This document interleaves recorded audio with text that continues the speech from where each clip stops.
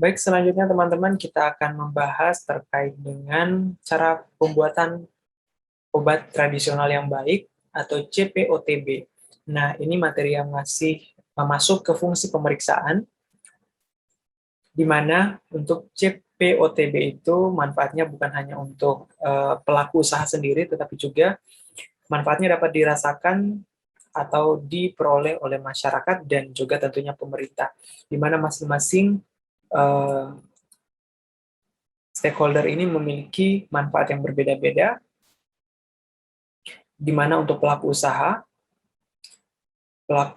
nanti produk yang mereka hasilkan itu akan konsisten, kemudian terjamin keamanannya, sehingga mampu bersaing dengan pasar lokal maupun pasar internasional, sesuai dengan visi misi dari Badan POM tentunya. Untuk masyarakat sendiri tentunya tidak akan ragu, dan tentunya bangga terhadap produk dalam negeri. Sementara untuk pemerintah akan meningkatkan citra obat tradisional atau kosmetik Indonesia di mata dunia internasional. Sementara itu juga ada peningkatan perlindungan masyarakat terhadap produk yang berisiko terhadap kesehatan. Nah, itu yang berkaitan dengan manfaat dari obat, cara produksi obat tradisional yang baik. Oke, nah ini ada pedoman cara produksi yang baik, di mana kita dapat lihat bahwa yang berkaitan dengan CPOTB itu dapat dilihat di peraturan BPOM nomor 28 tahun 2018. Ada juga peraturan Kepala BPOM nomor HK 5629 tahun 2011. Nah, teman-teman, untuk peraturan, sekali lagi saya sampaikan bahwa jika ada peraturan atau regulasi yang terbaru, maka itulah yang dijadikan patokan ya. Karena biasa regulasi itu akan mengalami perubahan tiap tahun sesuai dengan kebutuhan dan perkembangan ilmu dan teknologi tentunya. Kita lanjut.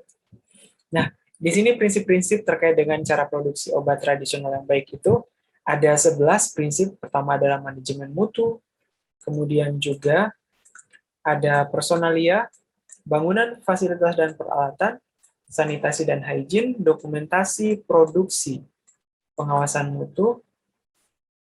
Nah, di sini ada pembuatan dan analisis berdasarkan kontrak. Berkaitan dengan kontrak juga ada cara penyimpanan dan pengiriman OT yang baik, penanganan keluhan dan penarikan kembali produk dan produk kembalian. Terakhir ada inspeksi diri. Jadi mirip-mirip dengan obat, mirip-mirip juga dengan kosmetik ya. Jadi ada kemiripan di prinsip-prinsipnya. Nah, untuk penjelasannya, di sini kita ada terkait dengan manajemen mutu. Pembuatan obat tradisional itu harus sesuai dengan tujuan penggunaan tentunya, memenuhi persyaratan yang tercantum dalam dokumen izin edar atau registrasi, tidak menimbulkan risiko bahaya.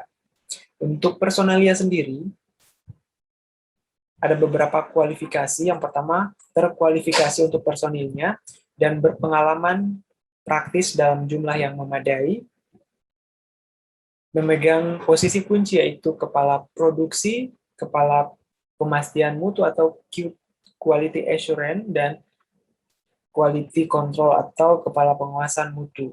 Kemudian terlatih.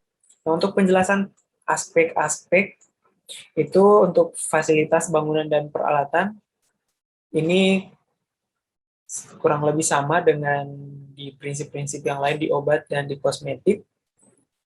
Sanitasi dan hygiene juga kurang lebih sama, di mana di bangunan, fasilitas, dan peralatan memiliki desain, konstruksi, dan letak yang memadai, serta disesuaikan kondisinya dan dirawat dengan baik.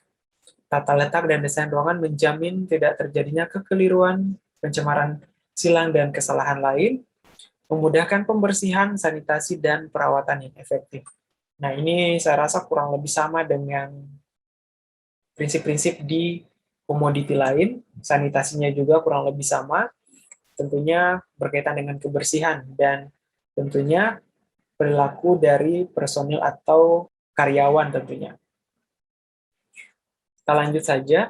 Terkait dokumentasi tentunya kurang lebih sama juga, yaitu bagian dari sistem informasi manajemen, bagian yang esensial dari pemastian mutu, pemastian uraian tugas yang jelas, memperkecil terjadinya salah tafsir dan kekeliruan. Jadi dia itu bagusnya ada dokumentasi karena bisa memudahkan pelacakan. Kemudian untuk prinsip produksi hendaklah dilaksanakan dengan mengikuti prosedur yang ditetapkan dan memenuhi ketentuan. Menjamin senantiasa menghasilkan produk yang memenuhi syarat.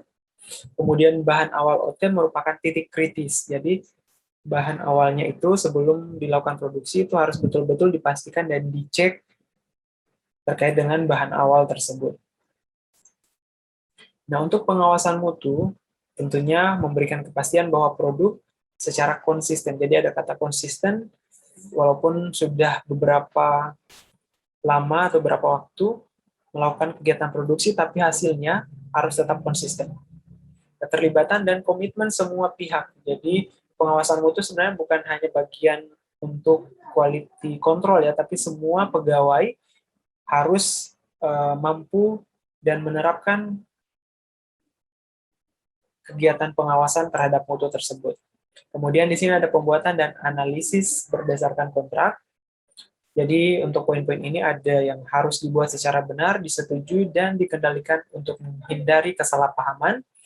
Kemudian membuat jelas peran, tanggung jawab, dan kewenangan pemberi dan penerima kontrak. Ini berkaitan dengan kontrak tentunya. Menyatakan secara jelas prosedur pelulusan setiap batch produk untuk diedarkan.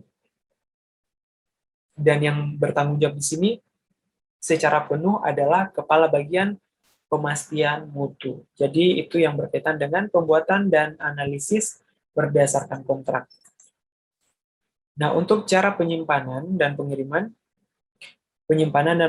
adalah bagian yang penting dalam kegiatan manajemen rantai pemasok produk yang terintegrasi. Tujuannya adalah membantu dalam menjamin mutu dan integritas produk selama proses penyimpanan dan pengiriman. Oke, jadi kemungkinan terjadinya kerusakan atau kesalahan dalam produk bukan hanya di kegiatan produksi, tetapi juga bisa terjadi di proses penyimpanan dan pengiriman jika tidak dilakukan prinsip-prinsip yang benar. Misalnya kalau di penyimpanan, mungkin kondisi ruangan yang tidak cocok, suhu dan kelembaban, atau pengiriman misalnya, kondisi alat angkut, atau mungkin cara pengirimannya itu yang bisa diperhatikan. Kemudian penanganan keluhan, penarikan produk kembali, dan produk kembalian. Semua keluhan dan informasi lain yang berkaitan dengan kemungkinan terjadi kerusakan obat hendaklah dikaji, diteliti sesuai dengan prosedur tentunya. Kemudian harus ada tindakan untuk memperbaiki terhadap keluhan-keluhan tersebut atau tindak lanjut dari keluhan, dan tentunya ada proses evaluasi yang nantinya ketika kegiatan produksi selanjutnya memungkinkan atau tidak terjadi lagi kesalahan yang serupa di masa depan tentunya. Nah, untuk inspeksi diri bertujuan untuk mengevaluasi apakah semua aspek produksi dan pengawasan mutu industri obat tradisional memenuhi CPOTB. Kemudian program inspeksi ini hendaklah dirancang untuk mendeteksi kelemahan dalam pelaksanaan CPOTB, sehingga ada tindakan perbaikan nanti ke depannya, kemudian dilakukan secara independen dan rinci oleh petugas yang kompeten. Nah, ini untuk petugasnya bisa dari perusahaan itu ataupun oleh auditor dari luar yang tentunya masih atau statusnya independen. Nah, untuk penerapan CPOTB secara bertahap itu ada tiga tahapan yang perlu teman-teman ketahui, di mana tahapan pertama itu yang perlu diterapkan terlebih dahulu adalah sanitasi, hygiene, dan dokumentasi. Ini harus betul-betul dilakukan di awal tentunya. Kemudian tahapan kedua, secara produksi, pengawasan mutu, dan penyimpanan harus sesuai dengan CPOTB. Tahap 3, itu baru prinsip-prinsip yang lain ya, berkaitan dengan bangunan, fasilitas, audit internal, penanganan keluhan, dan juga tentunya terkait dengan personalia. Nah, itulah informasi yang perlu teman-teman ketahui untuk tahapan yang tadi. Selanjutnya kita akan masuk ke penerapan CPOTB bertahap bagi UMOD ya. Tadi kan sudah kita bahas terkait UKOD ya tadi. Jadi sekarang UMOD. Jadi kalau UKOD ada 3 tahap, kalau UMOD ada 2 tahap ya. Oke, sebelumnya tadi kita bahas UKOD ya. UKOD itu kepanjangannya adalah usaha kecil obat tradisional, sedangkan UMOD itu adalah usaha mikro obat tradisional. Jadi itu yang perlu teman-teman ketahui. Jadi perbedaannya ada di tahapannya ya. Sementara tadi untuk UMOD, tahapannya ada 2, yakni berkaitan dengan sanitasi hygiene, tahap 2 terkait dengan dokumentasi.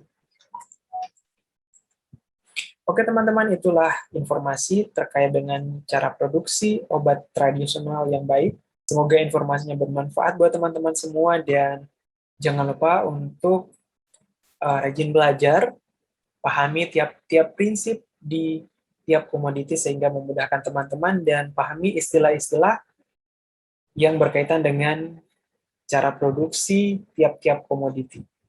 Oke, demikian. Billahi taufiq wal hidayah. Wassalamualaikum warahmatullahi wabarakatuh.